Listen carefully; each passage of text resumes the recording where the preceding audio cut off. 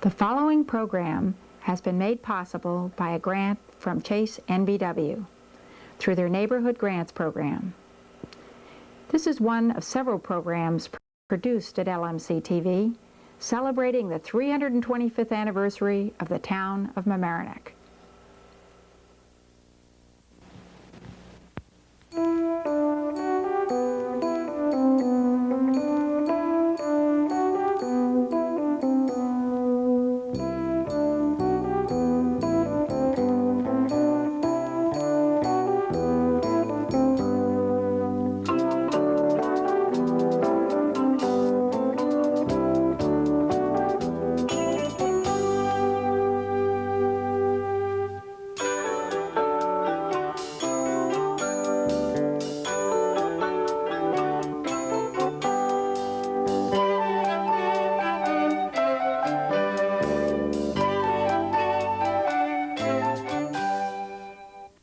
I'm very happy to be here today to hear the memoirs and distant memories of Bert Meighan, my good friend of these past 60 years. I'm Peter Doern, from Mamaroneck, live in Melbourne Avenue in the Rhinex section of Mamaroneck, and have for all these many years been a realtor and a builder and a developer, and a good friend of Bert all these years. Now, Bert, you were born a few years before I was, I think, right exactly at the turn of the century, if I'm not mistaken. Yes. About 1900, right on the dot. That's right. And your fertile memories are going to be a great pleasure for all of us to hear today. And I once chatted with you and heard you speak about the old roads and all the old conditions there. Why don't you just start off and... Well, you're right, Pete. I was born in 1900 on Stewart Avenue in Mamaroneck, and I have some mild distinction in that both of my parents were born in Mamaroneck. So we go around somewhat back. I spent my boyhood on Prospect Avenue, and there I have some memories of what happened at that time. The contrast between what we did in those days and now, in many ways, is rather considerable. I told you the other day, Pete, that a lot of us youngsters spent most of our time out in the street. There wasn't much traffic. This is before the days of autos. And we had marbles and won-a-cat and so on. And then there came a time, all streets were dirt streets. And there came a time when the village decided to cut down on the dust. And this brought about something that I mentioned to you the other day. They started to oil the streets with a heavy oil. This was fine, but of great distress to the householders, particularly the women folks, because youngsters would go across that wet oil before it hardened and became a crust, and would come back with oil in their shoes, and that meant going in the back door. Mothers love that. However, once the heavy oil had formed a crust, it kept down the dust for the rest of the summer.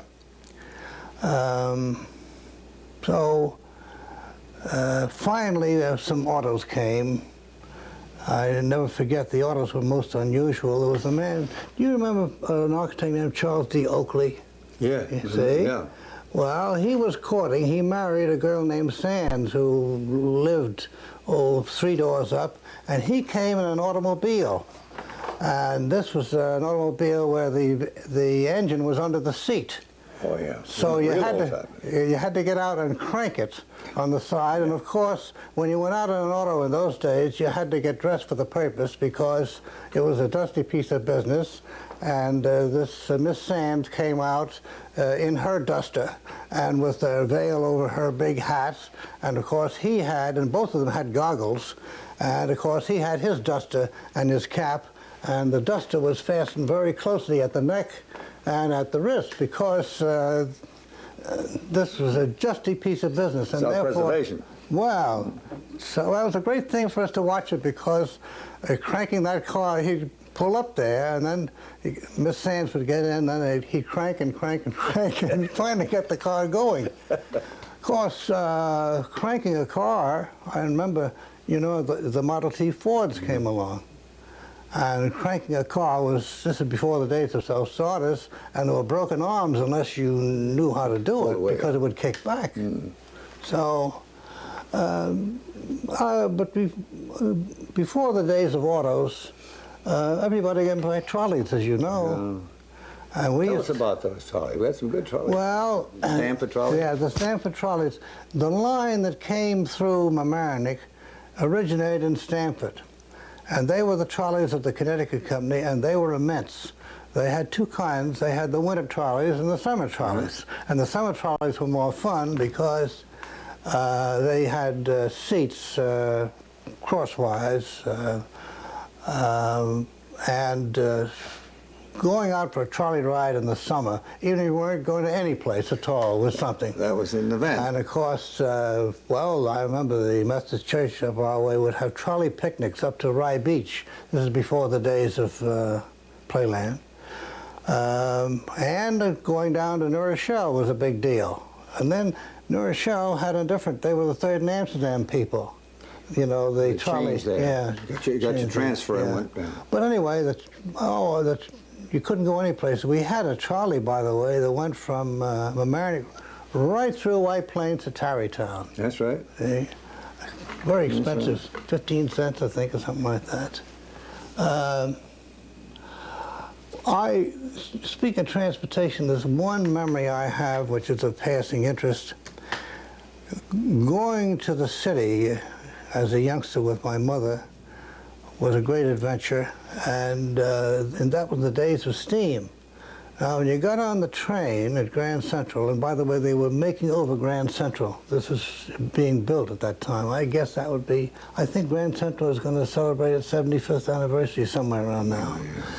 Well,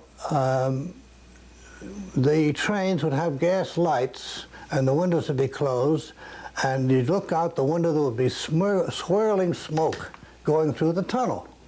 And then when you get out in the air, which is up in the 90th Street or 97th Street, somewhere in there, and of course then the conductor or the brakeman would come through and turn out all the gas lights for the rest of the trip. And you get out on Park Avenue then? Yes. Yeah. Well, it was all in the Park Avenue, but you get out at the park that was open. And I suppose, it never occurred to me, but I suppose coming into the city, you had to do the same thing. They must have to turn on the gas light somewhere and close down the windows. Yeah. But looking out the window was a great sight. Anyway, so much for the steam situation. And then, of course, it became electrified very soon afterwards. I was thinking, before the days of autos, of course, Goodwin's livery on Mamaroneck Avenue was a very important place. They supplied the horses, if there was a fire, the horses for the engine, and the hook and ladder would be supplied by Goodwin's. They had sent down a team. I don't know how many horses they must have had to have that sort of an inventory, so if there was a fire, they had them. And I know that my father, you could rent a rig, as the way they would put it, which would be a surrey, for, let's say, a Sunday afternoon. It's like renting an auto. And the man of the house would drive the rig, drive the horse, and the livery stable was, well, I guess, aside from walking, and of course, the tremendous change that autos have made, then Henry Ford, his Model T and so on. Before that, the village of Mamaroneck, and I dare say all the villages were compact, you know. Getting too far out was a big problem. And so running into the village to run an errand and buy something or other for the family was expected. I think, too, with the type of household that we had a great number of people who would deliver things. I mean, you know, there would be the egg man, there would be the ice man, there would be the milkman, and this was... vegetable carts now. Yes. That's right, vegetable, Sam Bruder with his vegetable Bruder, yeah. cart going through. Then I think we had, well, of course, naturally, we had many more simple elements. I mean, playing out in the street, playing marbles, that sort of thing. Entertainment was interesting to me. People would give concerts, so somebody would play the piano and those would have violin, and then some people would recite.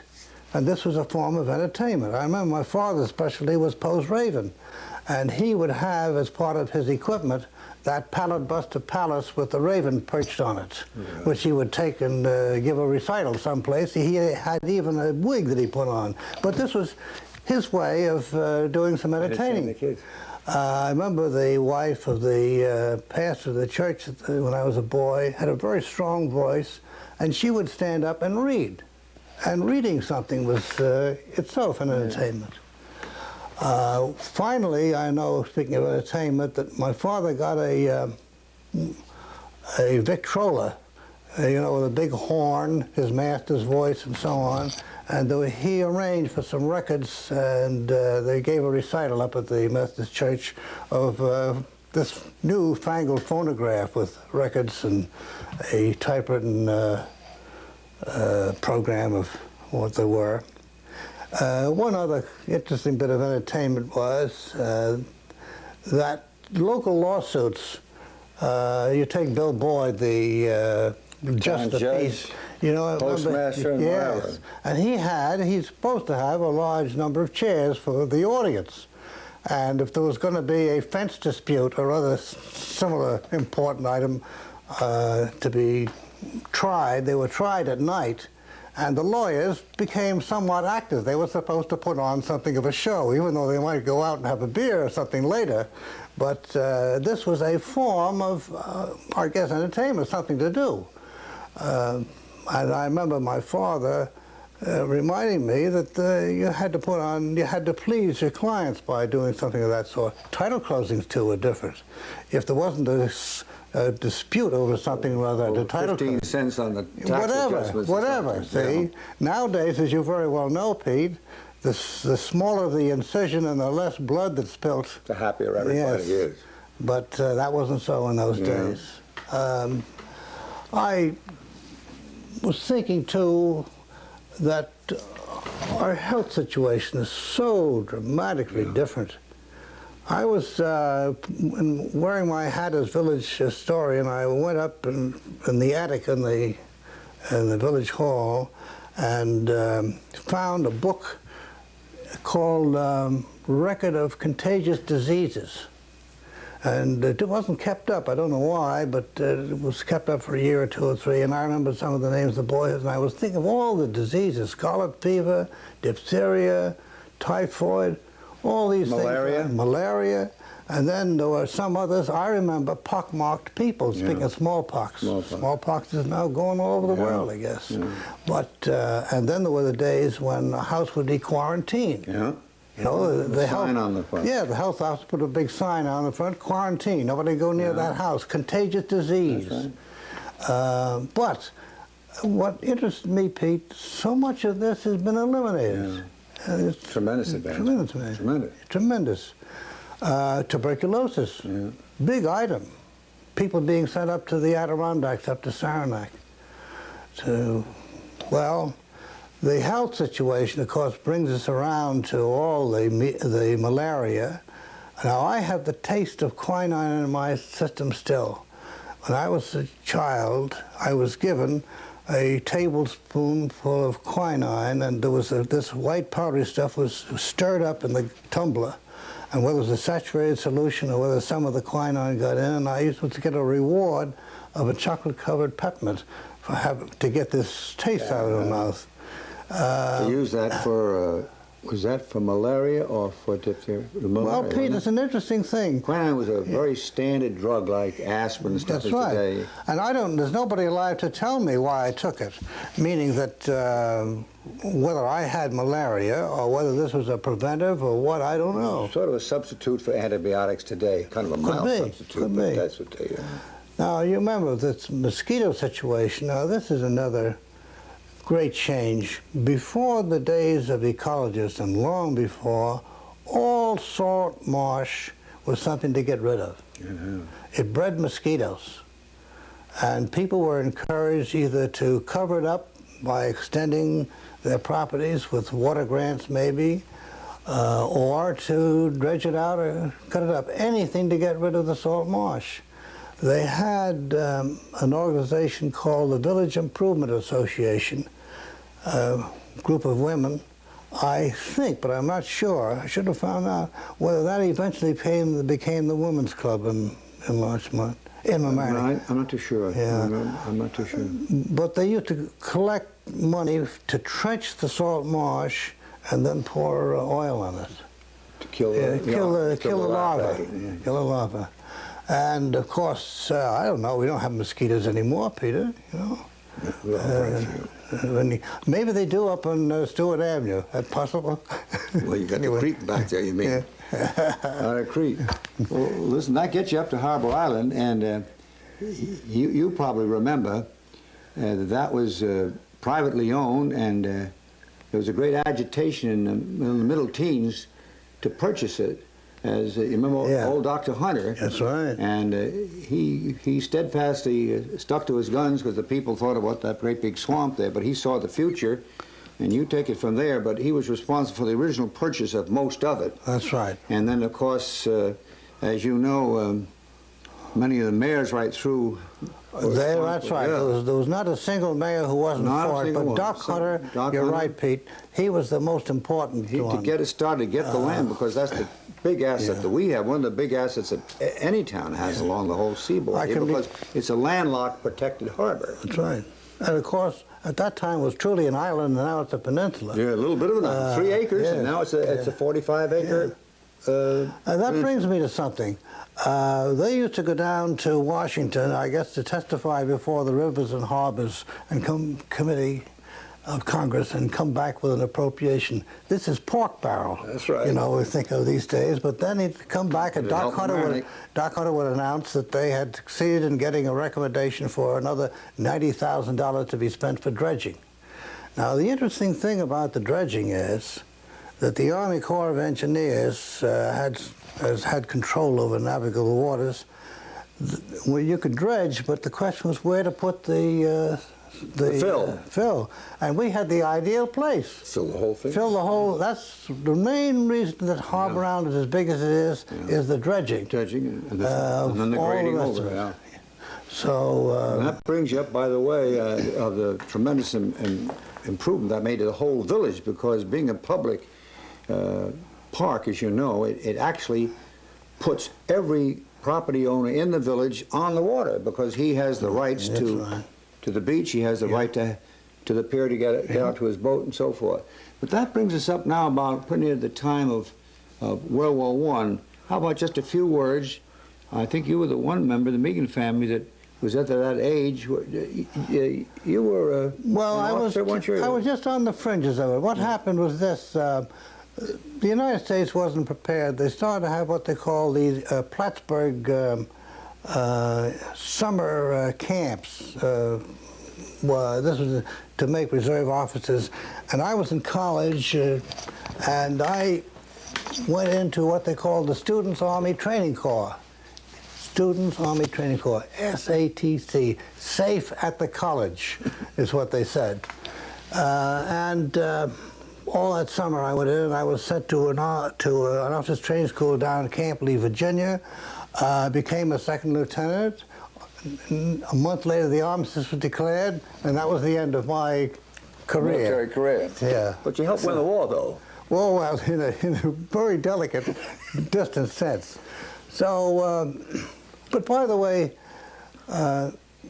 yes, the war. Right after the war, but you know, well, go ahead. Yeah, well, no, I was going to say right after the war, which got us into the, the late teens and early 20s.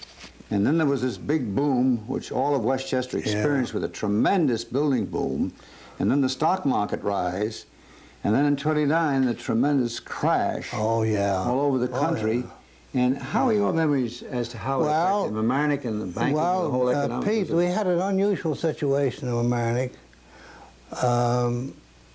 There were two banks. One was a trust company, a state-chartered outfit, and the other was a national bank. And there was a considerable amount of rivalry. And now, as a matter of post-mortem examination, each bank outdid the other in making generous loans based on real estate values. And when the real estate values plummeted, they were both in trouble. Well, they finally merged the two banks. In the Mamaroneck, the National Bank was known as the First National Bank of Mamaroneck, and they created the First National Bank in Mamaroneck. That's right. Well, that bank, that merged bank... Didn't last long. No, it was the first bank to fail in Westchester County, if that's a distinction. And well do I remember, January 16th, 1933. And then we had no bank. Well, you know, the grotesque thing that happened out of that, many things that happened that were very unfair. Let's take an example.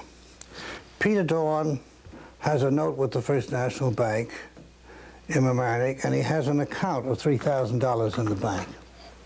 Meighan has a note to the First National Bank of $10,000, and he has an account of $3,000. The bank closes. What happens? Well, the Reconstruction Finance Corporation, Jesse Jones, looking for some collateral to make another loan, looked over the notes, and they liked the Peter Doern notes. Good man. But they didn't think much of Meighan. So what happened? Peter Doern winds up owing the RFC $10,000, and he's going to get a dividend on his $3,000, which turned out to be 5%. Meighan, having poor credit, the bank owes him $3,000, I owe them $10,000, I have to pay the receiver $7,000. Why? Because my credit was not as good as Peter Doern's. Crazy. The other thing that was crazy was they kept that bank alive long after it should have been closed because the other banks in Westchester County wanted that to happen. And therefore, there was only a dividend of $3,000 because the wise people drew their money out. This was not a run on the bank. People just who had some savvy, who were commuters, knew enough, and it left the people in the village, the townies, stuck with many of them with very important savings on which they got a dividend of $3,000. Now, Peter, that leads us to, you know, people talk of a depression. They don't have any relationship to what we went through at that time. I remember in our law office, my father was alive, we finally developed what they called a deed in lieu, and what they would do, we had a lot of foreclosures. And finally we would go to a family and say, look, Mr. and Mrs. Jones, we're hired to foreclose the mortgage here, and it's going to cost the bank about $500 or $600. It's going to take them 3 months. If you choose to give us a deed, we'll give you a lease for nothing for 6 months, and we'll give you $250. And by the way, we never pushed it. Just said, you think about it, we'd be very happy to do it that way, and we're all a little bit ahead of the game, and we used to take deeds in lieu all over. Now, if that arose somewhere around September, October, we'd give that family all winter, because otherwise somebody would have to look at the freezing plumbing and so on. Gladly give them a free lease for all winter. I'll pick up on that a little after. Go ahead. Yeah. That's right.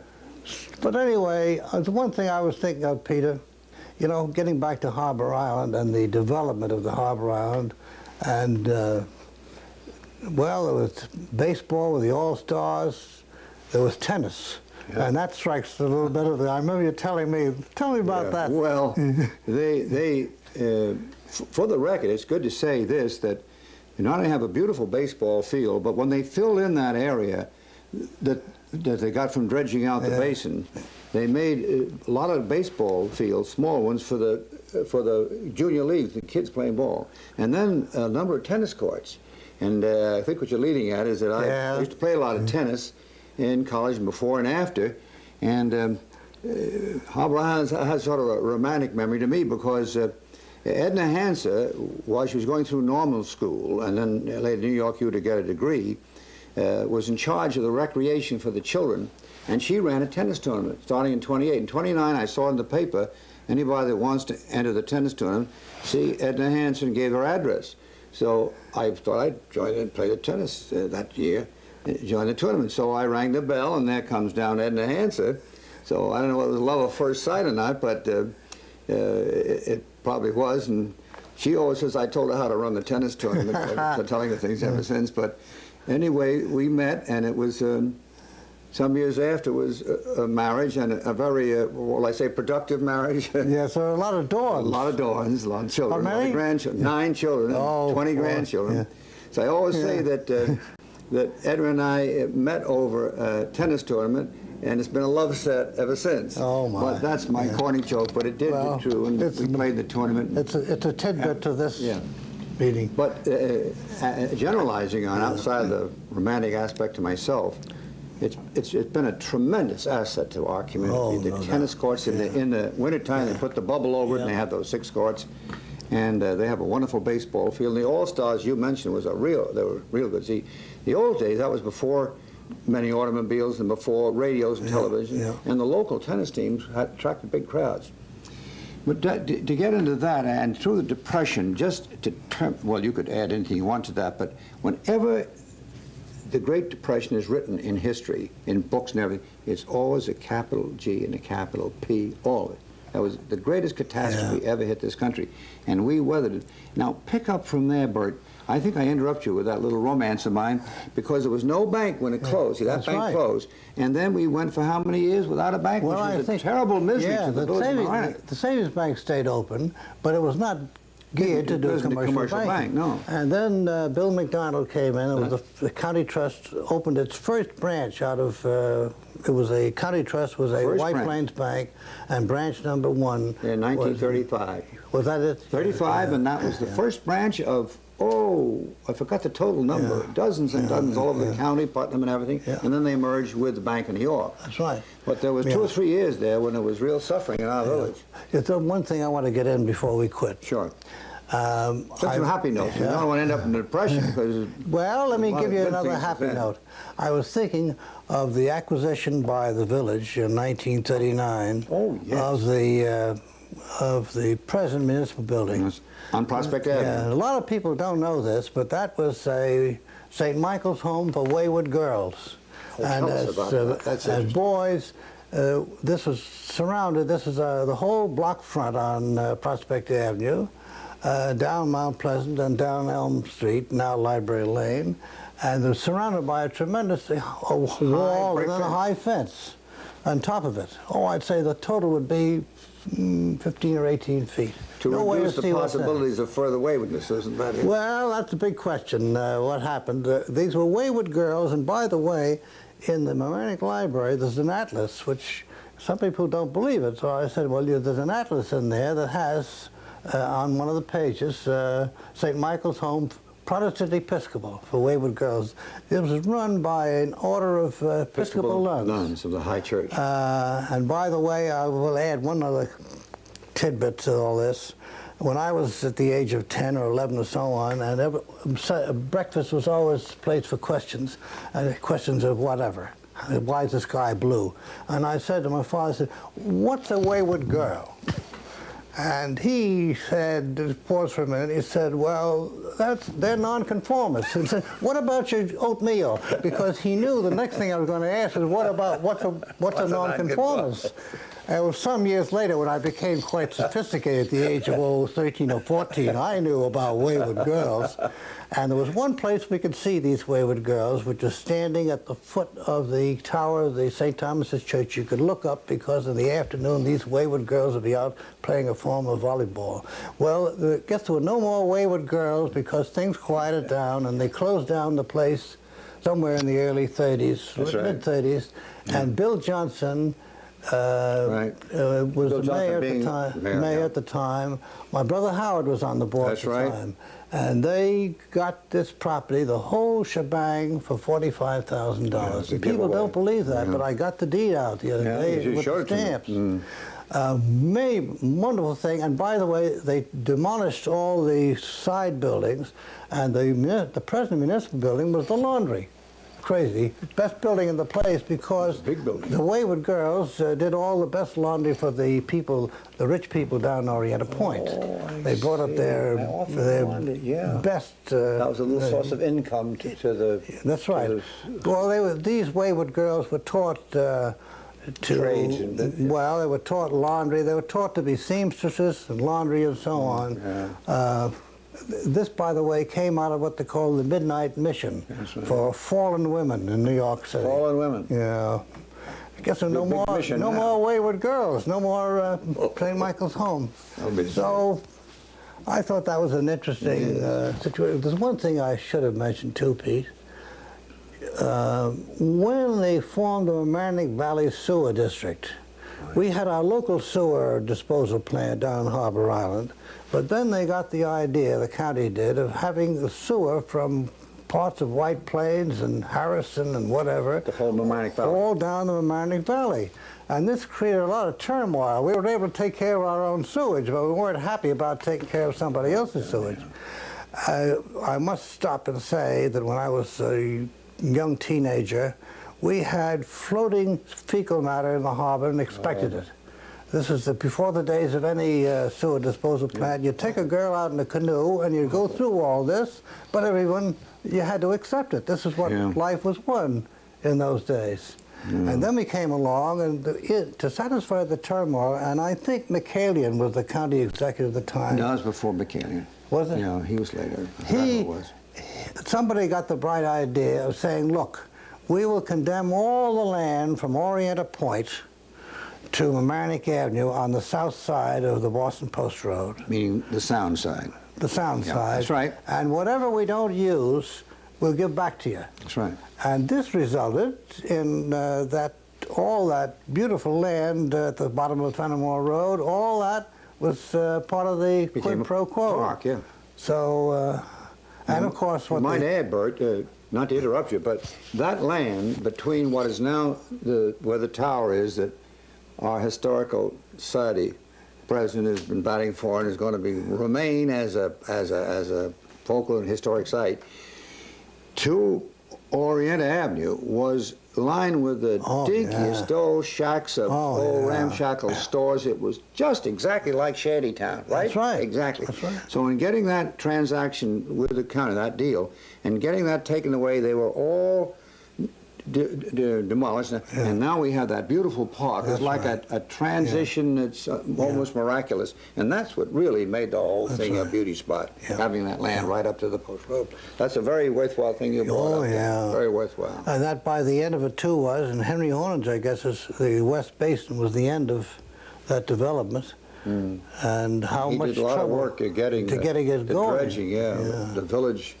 The village didn't. Not the village. The village wanted to have it dredged. The government would pay the bulk of it, and charge the village only $26,000. And do you know? You probably remember this. Henry Hornage was a former mayor, a very wonderful mayor, and he plugged for that. Quite a sailor. That's why he's so interested. Right.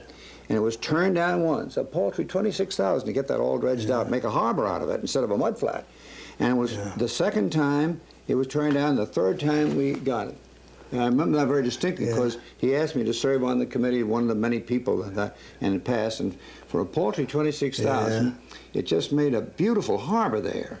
And it just graces all the Orienta and the Heathcote Hills section. It was very good of you to bring that up. That was very worthwhile improving the village. Very worthwhile. Well, see, how can we wrap this up now and get some of these nice things that happen? Well, let's see. We had the East Basin dredge too. I made a couple of notes by here. Arthur Phillips when he was mayor. Yes. The basin opposite Director's Boatyard, that got to be filled with mud. Yes. Looks to me, I think of Do you remember the names of some of the big old landholders that Orienta consisted just of a few down big estates? Yes. There was the Bostwick estate. You know who was out in Orienta? Taylor's. That was now the Beach Point Club. Yeah.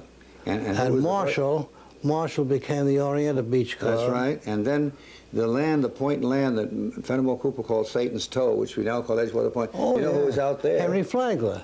And then it became Griffiths. He sold it to Griffiths when Flagler went down to Florida. And Griffith filmed, what were the films he filmed there? Oh, East Lynne, America. yeah. And Some of, yeah.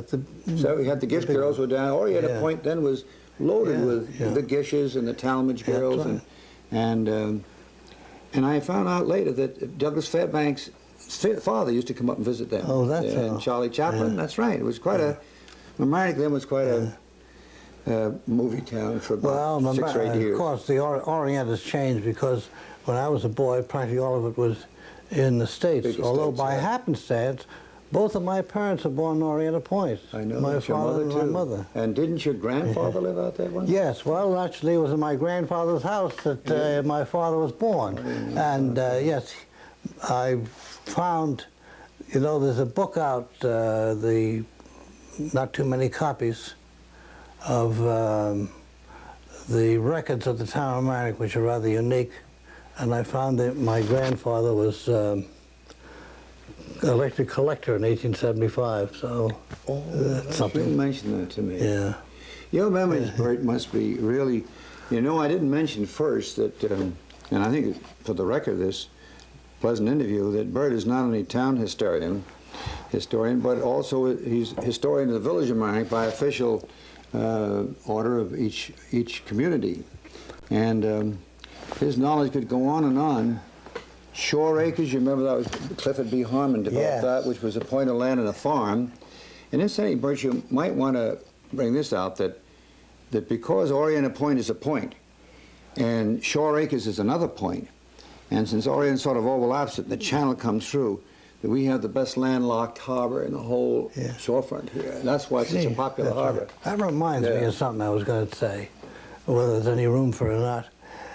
The Mamaroneck freight boats, when they got to the yeah, Narrows, that's interesting. they used to blow. They would stop at New Rochelle at 3 o'clock, and they would get to Mamaroneck about 5. And when they got to the Narrows, this is at Mabley's Dock and Shore Acres, Right. they would blow. And that was time enough for all of us youngsters to get down to watch the docking of the first was the Mary Gordon and finally the Irene Elaine Davis. And that was a big thing because it was like seeing the noon train come in. Sure. The Mamaroneck's freight boat. And the, well, there'd be a lot of shouting around. One of the grants that Doc Hunter got from was a big turning basin, so that right near the bridge, you could turn around tugs and boats and so on, and you get down there, and there was much to do about, there would be horse-drawn, you know, carriages, wagons, trucks. and a lot of beer. I remember occasion when we watched the unloading, there weren't some beer kegs coming up. It was bulk merchandise, but that was one of the interesting parts of Mamaroneck, and of course, trucks finally killed it, you know. I mean, stuff would come up by truck from New York, and of course, originally, a lot of trucks came up, well, a lot of bulk merchandise came up by sail. Days of the Gedneys and so on. By before. sail, too? Yeah. Oh, before And the some steamboat. of, yeah. But that was certainly something we miss now. As a matter of fact, at this moment, there's no more commercial activity in the harbor. It used to be there would be barges coming in with sand, and coal was a big thing. A lot of coal would come into Brewers by barge.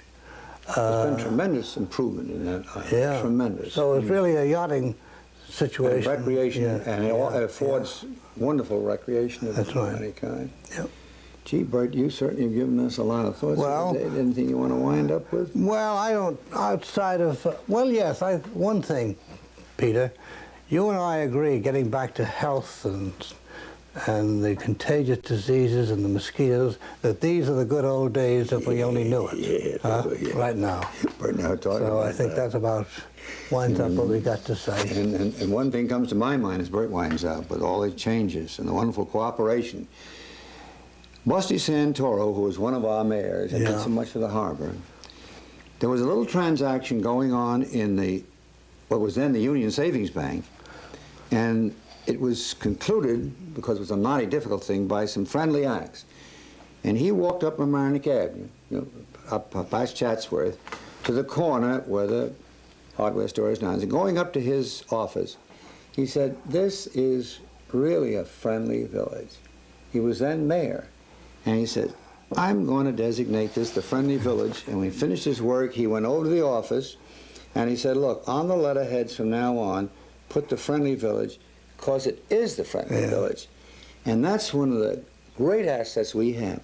We have the rich estates, modest homes, poorer homes in the industrial section, whites and blacks and foreigners, and we have the most wonderful friendly feeling. We've never had any race problems. The black folks have made wonderful contributions to the village, and all the religions get along, and we're really blessed by being a really friendly community and a real American community, cross-section of the country. More so than, let's say, Larchmont, Pelham, Bronxville. Which are more homogeneous. Yes, one type. We have great variety to it. Gee, thanks a lot, Bert. We ended up on a friendly note, didn't we? Well, why not? Why not?